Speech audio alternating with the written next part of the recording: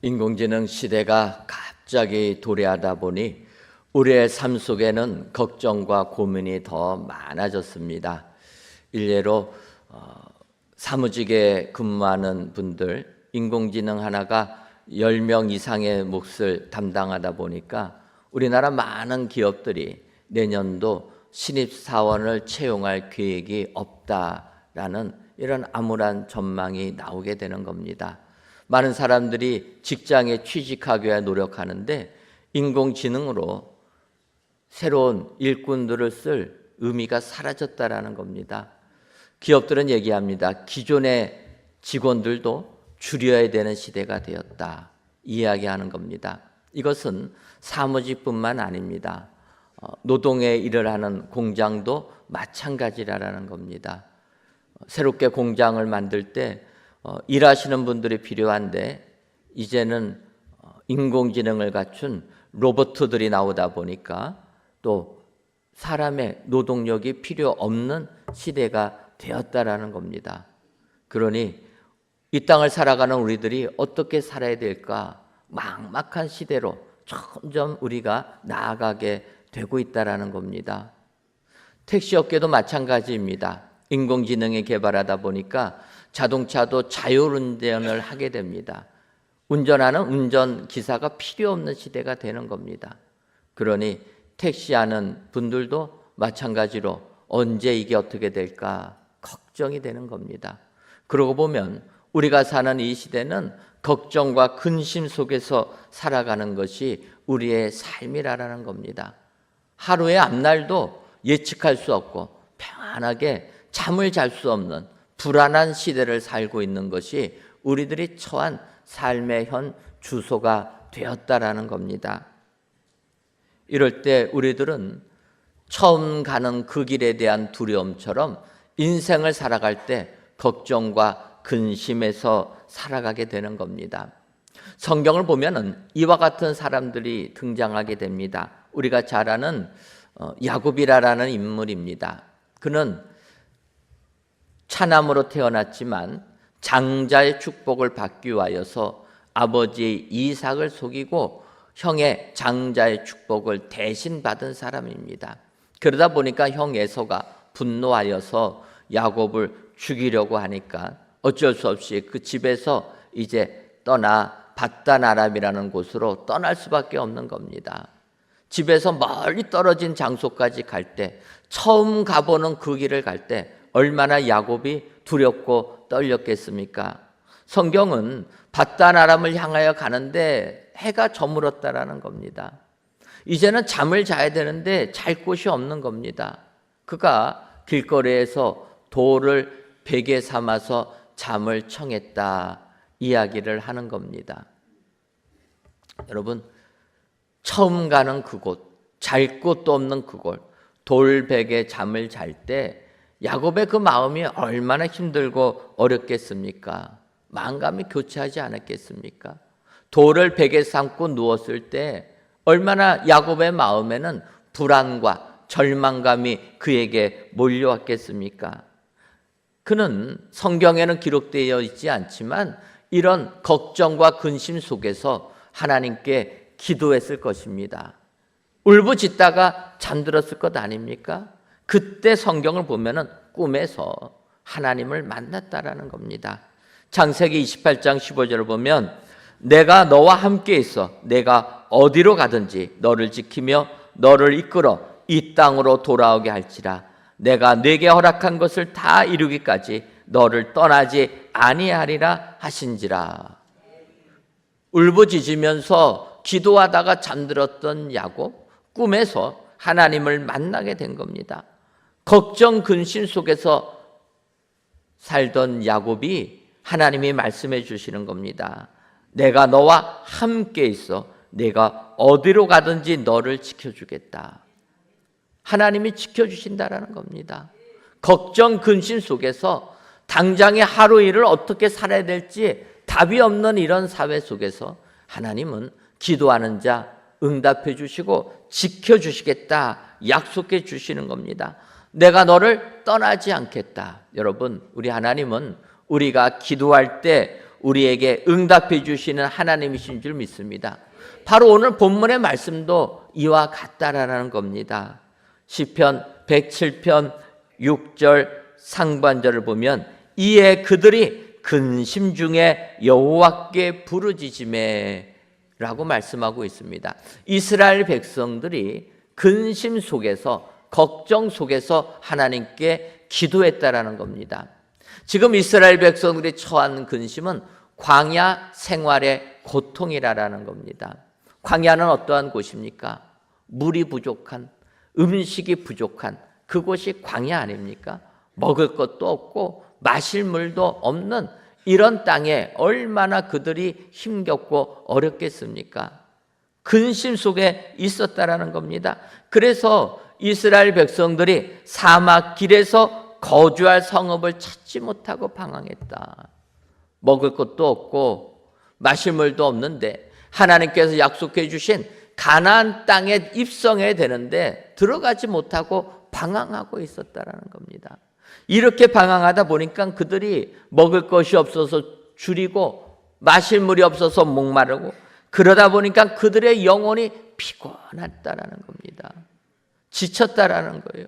기진맥진할 때 성경을 보면 이에 그들이 근심 중에 여호와께 부르짖었더니 하나님께서 응답해 주셨다.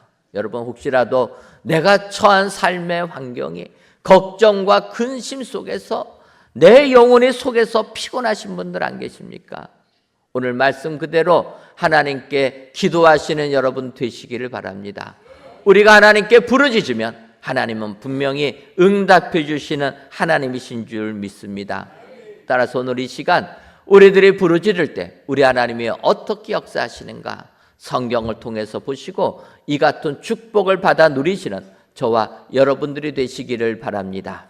그렇다면 근심 중에 부르짖을 때 하나님께서는 어떻게 역사하십니까? 먼저는 우리를 그 고통에서 건져주시는 하나님이시라 이렇게 말씀해 주십니다.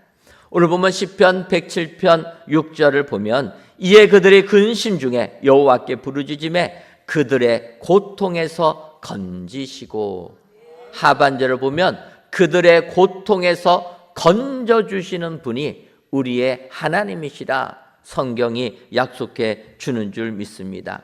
따라서 오늘 이 시간에도 우리가 근심 중에 하나님께 부르짖으면 하나님께서는 우리의 고통을 외면하지 아니하시고 그 고통을 들으시고 그 고통에서 건져주시는, 회복시켜 주시는 은혜를 우리에게 주실 줄 믿습니다.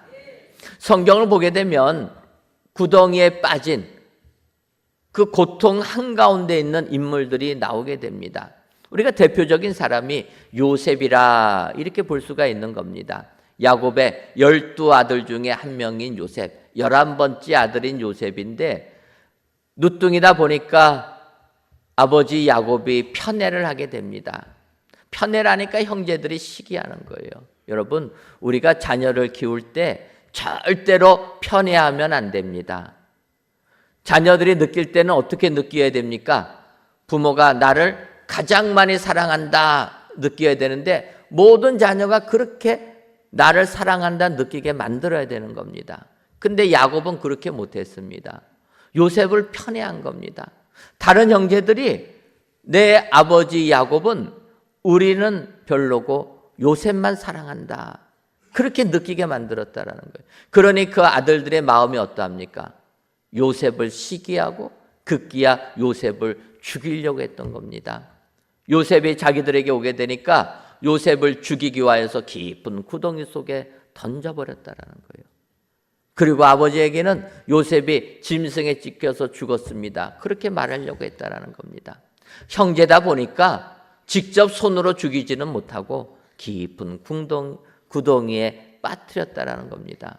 근데 여러분 한번 생각해 보면 구덩이에 던져진 요셉의 심정은 어땠겠습니까? 형제들이 자기를 죽이겠다고 구덩이에 던진 겁니다.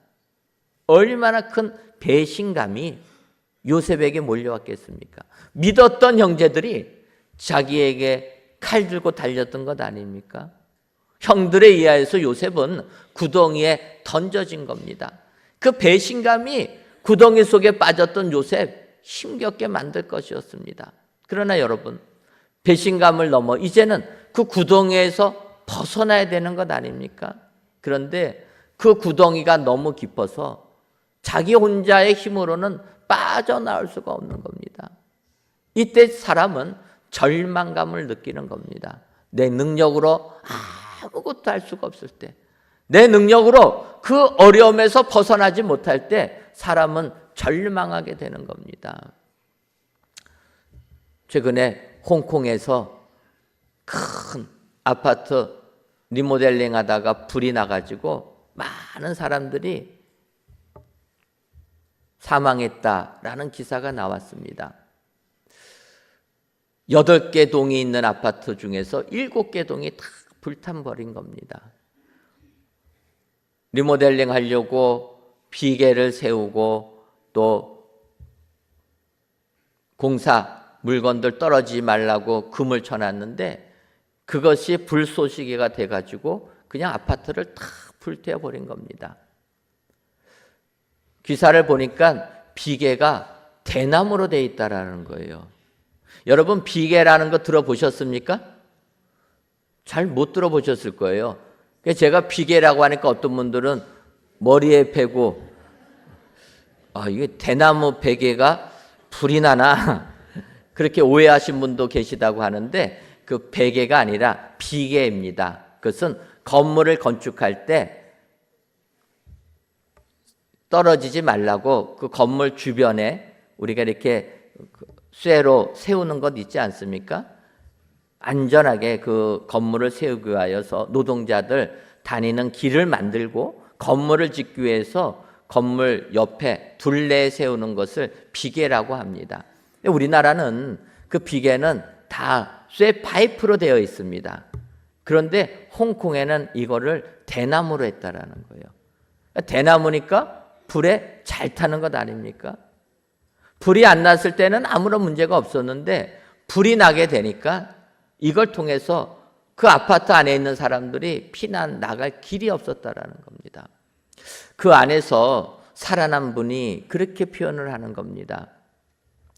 불이 났다라는 얘기를 안에 있을 때는 몰랐는데 불이 났다라는 이야기를 전화를 받고 불 났으니까 나가야 되겠다 생각하고 나가려고 했더니 벌써 복도에는 불이 들어오고 유독가스가 들어왔다라는 겁니다. 그래서 문을 닫고 창문을 향해서, 자기 집은 2층이라 창문을 향해서 뛰어내리면 살겠다 하고 창문을 보는 순간 창문이 온통 불바다가 되어 있다라는 겁니다. 아파트 밖은 나가야 되는데 문과 창문에 불로 온통 뒤덮여져 있으니까 자기는 어떻게 나갈 길이 없었다라는 겁니다. 자기의 능력으로 이 불구덩이를 벗어날 가망성이 없었다라는 거예요. 좌절하고 낭망하고 있을 때 문 밖에 소방관 소리가 들려서 그래서 소방관 붙잡고 자기는 살아났다. 불 속에 있었을 때 자기는 아무런 능력이 없어서 그냥 여기서 죽는구나, 절망 속에 있었다라는 겁니다. 여러분, 우리가 인생을 살다가 이런 구덩이에 빠지게 되면 내 힘으로 도저히 헤어나올 길이 없는 절망감, 무력감에 빠지게 되면 우리는 주저앉을 수밖에 없는 겁니다. 그러나 하나님 믿는 사람은 그런 절망감 속에 있을 때 하나님께 기도하라라는 겁니다. 이스라엘 백성들 절망감 속에서 하나님께 부르짖었다라는 겁니다. 고상하게 기도한 게 아니라 울면서 부르짖은 것 아닙니까? 부르짖으니까 하나님께서 그 구덩이에서 건져 주셨다라는 겁니다. 요셉이 구덩이에 빠져서 형제들의 배신감, 내가 할 수 있는 길이 없다라는 절망감 속에 있어 하나님께 기도하니까 하나님께서 어떻게 하십니까? 사람을 보내주시는 것 아닙니까? 형제들은 요셉을 구덩이에 던져놓고 야, 우리의 자존심을 짓밟던 요셉 이제 죽게 되었으니까 좋다 하고서 신나게 밥을 먹고 있었던 겁니다. 밥 먹고 있는데 주변을 보니까 상인이 지나가는 겁니다. 교역하기 위하여서 물건을 구입해서 애굽으로 가서 팔기 위해서 지나가는 상인들이 있는 겁니다.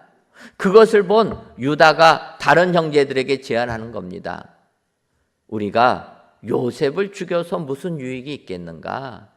차라리 요셉을 상인의 노예로 팔아서 요셉의 목숨은 구해주고 대신에 우리가 노예값 받아서 돈 나누면 더 좋은 것 아니냐? 형제들에게 설득하는 겁니다. 그 형제들의 마음이 동할 때 다시 상인이 지나가는 겁니다.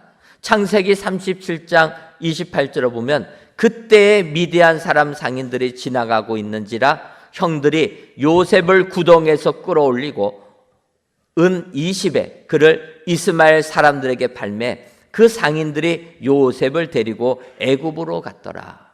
여러분, 하나님께서 요셉을 구덩이에서 건져주시기 위하여 그때 상인들을 지나가게 하고 형제들의 생각을 바꾸게 하여서 요셉은 구덩이에서 건짐받아 노예로 팔려지게 되는 겁니다. 여러분, 하나님께 기도할 때 하나님께서는 우리를 구덩이에서 건져주시는 줄 믿습니다. 오늘도 내 삶이 고난 한가운데 있을 때 절망하지 마시기 바랍니다. 내 능력으로는 이 문제를 도저히 헤쳐나갈 길이 없다. 낙심하지 마시기 바랍니다. 여러분, 하나님께 기도하면 하나님은 우리를 그 고통에서 건져주시는 분이라. 건져주신 하나님을 의지하셔서 오늘도 건짐의 은혜를 통해 세상 승리하시는 저와 여러분들이 되시기를 주님의 이름으로 축원합니다. 다음으로 근심 중에 부르짖을 때 우리 하나님은 우리를 인도해 주십니다. 시편 107편 7절을 보면 또 바른 길로 인도하사 거주할 성읍에 이르게 하셨도다. 이렇게 말씀하십니다. 상반절을 보면 바른 길로 인도하사. 여러분, 하나님께 기도하면 하나님께서는 우리들의 삶을 인도해 주실 줄 믿습니다. 바른 길로 인도해 주신다라는 거예요. 저희 교회가 이곳에 성전을 건축하고 이제 입당을 하였습니다. 입당을 해서 많은 목사님들 초청해서 교회에서 행사를 진행하려고 하는데 오시기로 약속한 목사님이 안 오시는 거예요. 그래서 그 목사님께 전화를 드렸습니다. 어떻게 오시고 계십니까? 그랬더니 그 목사님 하시는 말이 내가 30분 전부터 교회 근처로 왔는데 아직까지 교회를 찾지 못하고 있다. 여러분, 우리 교회가 이곳에 있을 때는 주변이 재개발되고 도로가 좁고 그러지 않았습니까? 내비가 우리 교회를 알려준다고 하는데 처음 오는 길이니까 내비 따라 왔는데 내비가 이상한 곳만 가르쳐준다라는 거예요. 30분 동안 지금 헤매고 있다라는 겁니다. 그래서 제가 여쭤봤습니다. 지금 목사님 계신 곳이 어디입니까? 말씀드렸더니 모르겠대요. 주택가를 들어왔는데 이 주택가가 어딘지 전혀 모르겠다라는 겁니다. 그러면 저한테 얘기해요. 목사님, 내비가 가르쳐 줄 테니까 조금만 기다리십시오. 10분이 지나고 20분이 지나도 안 오시는 거예요. 전화를 또 드렸습니다. 어떻게 찾고 계십니까? 아직도 못 찾고 있다라는 거예요. 제가 어떻게 나가겠습니다 말씀드렸더니 괜찮다고, 더 찾아보겠다고. 10분이 지나는데 또 안 오세요. 그래서 전화를 또 드렸습니다. 어떻게 교회 근처 오셨습니까? 했더니 이제 하시는 말씀이 아예 집에 가셨다라는 겁니다. 내비가 알려준 대로 계속 이 주택가를 빙빙 돌다가 목사님도 도저히 찾을 수가 없으니까 포기하고 아이 모르겠다. 집에 가셨다라는 겁니다. 여러분, 내비가 원래는 잘 인도해 줘야 되는데 그 당시 저희가 아직 모든 게 완벽하게 갖춰지지 않다 보니까 이상한 길 가르쳐 주는 겁니다. 헤매게 되는 거예요. 근데 여러분, 어찌 보면 우리의 인생길도 마찬가지라는 겁니다. 인생길을 제대로 찾고 어른이 되어서 모든 것을 바로 알았다 하지만 실제적으로 우리의 인생길을 바라보게 되면 그렇지 않다라는 겁니다. 저는 어렸을 때 빨리 어른이 되면 좋겠다 그렇게 생각했습니다. 왜냐하면 어른들을 보니까 너무나 모든 것을 잘하는 거예요. 어른이라고 하는 분들 보면은 다 판단하고 결정 내려주지 않습니까? 저는 잘 몰라서 어리다 보니까 몰라갖고 결정을 못 내리는 겁니다. 그런데 어른들은 세상을 다 알아가지고 판단하고 결정합니다. 야, 나도 빨리 어른이 되면 이러겠다 생각하고 이제 한 해, 두 해 지나서 어른이 되었습니다. 이제는 머리가 휘어져서 어른이 아니라 아예 이제 늙어가는 것 아닙니까? 근데 지금 제 자신을 보면 모르겠더라고요. 야, 옛날 어른들은 어떻게 잘 알았을까 생각해 보니까 사회가 잘 아는 것처럼 강요를 하는구나. 세상을 살려니까 그게 맞다고 그냥 우리는 따라가는 그것이 어른의 삶이다. 이렇게 보는 겁니다. 여러분, 세상 살다 보면 다 아는 것 같지만 어른이 되고 나이 들어가지만 아는 게 아니라라는 거예요. 바른 길을 들어가는 게 아니라라는 겁니다. 어른이 되어도 우리는 인생길을 찾지 못하고 방황하기 일쑤라라는 겁니다. 그때 성경이 이야기하는 겁니다. 우리 하나님은 우리를 바른 길로 인도해 주시는 하나님이다. 인생길을 몰라 답을 찾지 못하고 방황하는 우리들에게 그 길을 알려준다라는 겁니다. 여러분, 요즘에 공중파 방송을 보게 되면 무속인들이 아무 꺼리낌 없이 나오지 않습니까? 무속인들이 코로나를 지나면서 더 늘어났다라는 거예요. 왜 그렇습니까? 사람들이 걱정, 근심이 쌓아가니까 무속의 신앙을 의지하는 것 아닙니까? 목회 데이터 센터에서 데이터를 발표했는데 교회 다니는 분들도 점집을 찾는 사람들이 있다라는 겁니다. 얼마나 충격적입니까? 답을 모를 때 우리는 방황할 수밖에 없는 겁니다. 하지만 오늘 성경이 이야기하는 겁니다. 하나님을 알고 하나님께 부르짖으면 하나님께서 우리를 바른 길로 인도해 주신다. 여러분, 우리 하나님은 우리를 인도하기 위하여 우리를 구원해 주시기 위하여 예수 그리스도를 2000년 전에 이 땅에 보내주신 줄 믿습니다. 그래서 예수님 이 땅에 오셔서 요한복음 14장 6절에 이렇게 말씀하고 계십니다. 예수께서 이르시되 내가 곧 길이요 진리요 생명이니 나로 말미암고는 아버지께로 올 자가 없느니라. 예수님이 뭐라고 말씀하십니까? 내가 곧 길이라라는 거예요.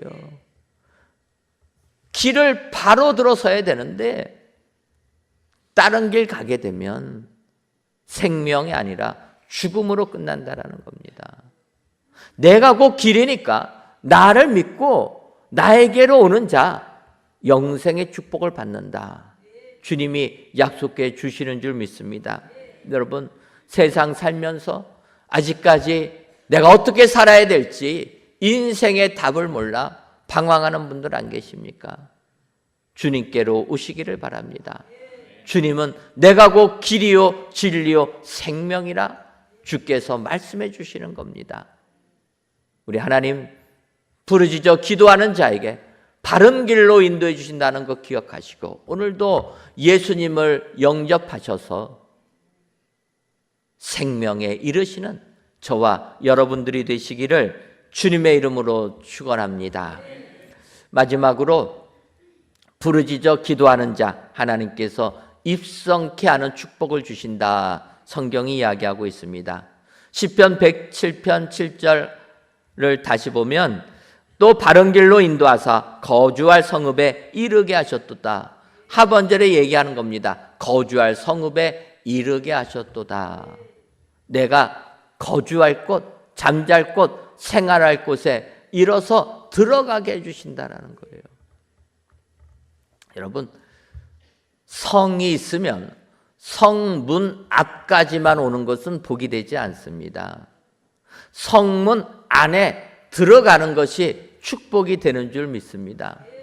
여러분, 지금도 우리가 믿음 생활하면서 교회 문밖만 왔다 갔다 하는 분들이 계시다라는 거예요. 주일날 예배 드려야 된다고 하면은 예배 드리러 오십니다. 근데 여러분, 예배 드린다고 문 안에 들어온 게 아니라는 겁니다. 진정 예수님을 나의 주인으로 삼고 예수님 안에 들어가야 되는 겁니다. 사도 바울이 다메섹 도상에서 부활하신 예수님 만난 다음에 그의 삶은 예수님 안의 삶을 살았다라는 거예요. 교회 문방만 밟지 마시고 교회 안에 들어오시기를 바랍니다. 예수님 나의 주인 삼고 예수님 안으로 들어오시기를 바랍니다. 교회 공동체 안으로 들어오시기를 바랍니다. 주님 안에 들어올 때 하나님이 축복해 주실 줄 믿습니다. 우리가 부르짖어 기도하면 하나님께서는 성 안에 들어오게 하는 입성의 축복을 주신다. 오늘도 성 안에 들어오셔서 입성의 축복을 받아 누리시는 저와 여러분들 되시기를 바랍니다. 여러분, 우리 서울에 살다 보면 재개발, 재건축을 많이 하지 않습니까? 아파트들도 시간이 지나면 낡아가지고 재건축을 하게 됩니다. 근데 여러분, 재건축할 때 어떤 큰 문제가 닥쳐옵니까? 아파트를 재건축하다 보면은요, 요즘에 공사비가 올렸다고 분담금 더 내라고 요구한다라는 거예요. 그냥 내가 이 아파트 하나 살았는데 돈도 없는데 공사비 올랐다고 분담금 더 내라고 하는 겁니다. 그러면 좀 은행 대출이라도 받아야 되는데 또 집값 오른다고 어떡합니까? 대출도 또 다 막아버렸습니다. 난감한 거 아닙니까? 아파트 재건축한다고 좋아할 게 하나도 없는 거예요. 어떤 게 제일 행복합니까? 재건축이 돼서 공사가 다 은혜롭게 끝나가지고 그 아파트에 입주했을 때가 진정한 복 아닙니까? 과정은 입주하지 못하면 그건 아무런 복이 아닙니다. 집값 올랐다고 좋아할 거 하나도 없어요. 입주해야지 복이라는 겁니다. 천국도 마찬가지라는 거예요. 하나님 나라도 우리가 들어가야지. 하나님 나라 좋다라는 이야기만 듣고 몸 밖에서 왔다 갔다 하는 것은 복이 아니라는 겁니다. 성 안에 들어가야 되는 것 아닙니까? 하나님 나라에 입성해야지 축복이라는 거예요. 입성하려면 어떻게 됩니까? 예수님을 나의 구주로 믿어야 한다라는 거예요. 나의 주인으로 삼아야 한다라는 겁니다. 여러분, 지난주 우리 교회 가을 부흥성회를 했습니다. 주일날 제가 설교하지 않고 강사 목사님이 설교했습니다. 그러니까 강사 목사님 설교하면서 어떻게 했습니까? 예수 믿는 사람 손 들어보라고 얘기하는 것 아닙니까? 저는 좀 스타일을 그렇지를 못해가지고 지금까지 눈 감고 손 들어보시라 얘기 못했는데 그 목사님은 또 스타일이 그래서 손 들어보라고 하는 거예요. 저는 얼마나 손 들을까 했는데요. 여러분, 1부부터 4부까지 하니까 우리 교회 성도님들 중에서 이제 내가 예수님 믿고 믿음 생활 제대로 하겠습니다. 손든 분들이 100명이 넘습니다. 여러분, 예수님을 나의 구주로 믿고 고백하는 자가 우리가 성 안에 들어가는 축복자가 되는 줄 믿습니다. 삶의 고통 속에서 부르짖을 때 하나님은 성 안에 입성하는 은혜를 주신다라는 거예요. 오늘도 귀한 예배를 드린 사랑하는 성도 여러분, 이 예배를 드리시는 저와 여러분들 가운데서는 아직까지도 교회 문만 밟고 계시는 분이 계실 줄 압니다. 오늘 이 시간 결단하시고 주님 안에 들어오시기를 바랍니다. 예수님만이 길이요 진리요 생명인 것 믿으시고 그 예수님을 내 안에 영접하셔서 주님 안에 들어오시기를 바랍니다. 한쪽 발은 세상에, 한쪽 발은 교회의 믿음에 양다리 걸치지 마시고 교회로 오시기를 바랍니다. 여러분, 양다리 걸치면 어떻게 됩니까? 가랑이가 찢어지는 겁니다. 하나를 택하셔야 되는 거예요. 주님은 2개 택하라고 말씀하는 게 아닙니다. 하나님이냐 만몬이냐, 하나님이냐 재물이냐, 둘 중에 하나를 택하라. 여러분, 오늘도 결단하시고 예수님을 나의 주인으로 믿으시고 주님께 기도하여서 하나님의 나라에 입성하시는, 입성의 축복을 받으시는 저와 여러분들이 되시기를 주님의 이름으로 축원합니다. 기도하겠습니다. 하나님, 2025년 터치전도 대행진 마지막 터치데이를 맞이하여 성전에서 또는 각 예배 초소에서 귀한 예배를 드리게 하시니 감사합니다. 이 예배를 기뻐 받아 주옵시고 이 자리에 함께 하신 모든 예배자들마다 하나님이 만져주시고 안아주시는 은혜가 충만하게 하여 주옵소서. 이 시간 근심 중에 부르짖음에라는 제목으로 말씀을 주시니 감사합니다.